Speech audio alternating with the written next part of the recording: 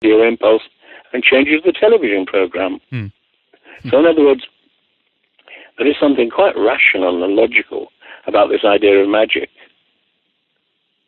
And it's, to me, because this idea of will again, do you think that that is the, we can term it whatever we want, but I choose to put the word universe on it. Is it the universe that is responding to our will and then consequently manifesting that? Or what do you think it is? Well, let me put it this way. I do believe deeply that there are forces outside human beings. I don't think we're alone in the universe, as science tends to think. You know, this sort of view that we're an empty, godless universe and there's not a lot we can do. The reason that I think these people who preach atheism, for example, are a bad joke is that it seems to me to be completely irrelevant, except that by holding a belief like this, you are in fact crippling yourself. It's like deliberately tying your feet together and then wondering why you can't walk. Right. I do feel that we possess all kinds of powers which we can only discover by a certain kind of focus, a certain kind of concentration. Now, in one of my books, I called this focus Faculty X. And I think that the secret of life lies to a very large extent in Faculty X. As an example of Faculty X, I've often pointed out that Proust discovers it in that book, The Recherche du Temps Perdu, that when Proust tastes the biscuit dipped in tea, he suddenly experiences an exquisite feeling of pure happiness. And then when he tries it again, he tries to think, now what is this? Why do I feel this pure happiness? And then he remembers that as a small boy, his Aunt Leonie used to give him the same kind of biscuit, dipped in the same kind of herb tea. And that suddenly, the taste of a biscuit dipped in this same herb tea has brought back the whole feeling of this delight and ecstasy that he experienced as a small boy. Now, you can see that, in a way, it's almost a kind of mechanical thing, one thing evoking another. But it could be done, obviously, far more with far more deliberation. In other words, we could learn to induce Faculty X once we began to get the trick. Now, the trick, I am absolutely convinced, is to do with focused concentration. When, years ago, I was lecturing at a place called Sheepwash overnight, and in the night it began to snow, and it really snowed and snowed for days, so that when I woke up the next morning, it was quite impossible to get away from this farm because the ground was thick with snow. Well, I was forced to stay around for about 48 hours before I got tired of being stuck there, and I decided I really would make this effort to get home. So I managed to, with the help of other people, to get my car up as far as the gate of this farm, and then I had to drive very, very carefully because, unfortunately, the ditch on either side of the car was full of snow, so I couldn't tell exactly where it was. It would have been very easy to go into the ditch. So I was forced to drive with extreme care, realizing that if I did get into the ditch, I'd be stuck there in the middle of the countryside because nobody would be likely to come along and find me. Well, after something like 2 hours of this kind of intense concentration, I got back on the main road, the road from Exeter down south where I live.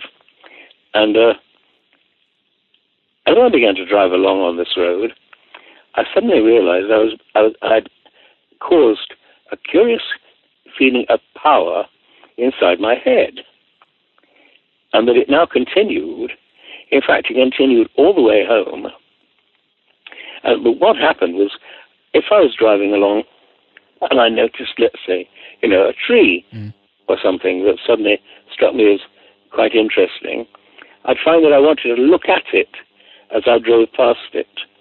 Everything suddenly had this dimension of extra meaning, as if ordinary perception had gone out of its ordinary 2 dimensions and become 3-dimensional.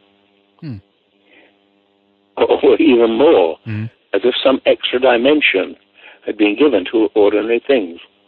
Now, clearly, I'd given myself this kind of experience simply by the necessity of concentrating very, very hard. Right.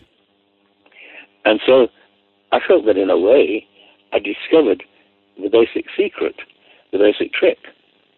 You see, if you think of it, Dostoevsky, for example, has many of these moments in which his heroes talk about the great intensity that they've experienced in certain moments.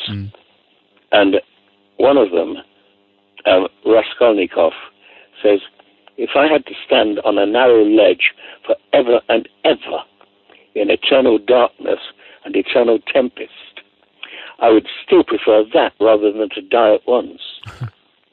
And you can see that, in fact, a narrow ledge, if you realize that, you're likely to die, would in fact produce in you this kind of concentration that was produced in me by this drive back from Sheepwash. So I feel that this is the answer. That what I've done is produce a form of what I call faculty X. This sudden awareness, as if things have been given an extra dimension, as if reality has been given an extra dimension. Now, what I feel is that once this has happened, not only does this become accessible to you, but there is a sense in which it's accessible all the time, even when you're feeling, very tired, for example. Yeah. It remains there and can be recovered. I find it extremely interesting now, at the age of 69, as 78, I've forgotten how old I am. I find it extremely interesting to notice every day of my life how I can induce these moments of intensity, because every day brings a new kind of challenge. Yeah. And what I believe is that it should be possible for all human beings to deliberately set themselves these challenges and, to continue in a way forever. Yeah. It's. Do you think that this is a state that we could be in all the time, or is this a draining state, if I can put it that way, meaning that we have to return? Obviously, we have to sleep still and things like that as normal. That I understand, but is it a state that we as awake human beings can be in all the time? Do you think, or do we need rest from this state? No, I don't think we would want to be in such a state all the time.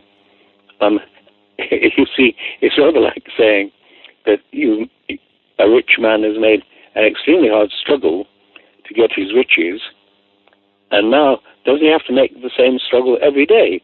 Well, no. Once he's got the riches, he can stop struggling. Right. And the same goes for this intensity we're speaking of. Maybe it's more of attaining a level, or crossing a threshold, if you will, or coming over a threshold. Is that more likely, or is that more what you mean, maybe? What did you say? I'm sorry, I didn't quite catch it. All right, I can phrase that again.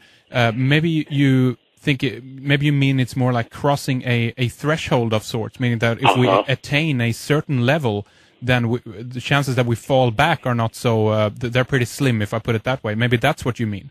That's right, that is what I mean. Yeah. It is indeed a kind of threshold. And once you're aware of the presence of this threshold, then everything becomes different. do you think that that's more true of how reality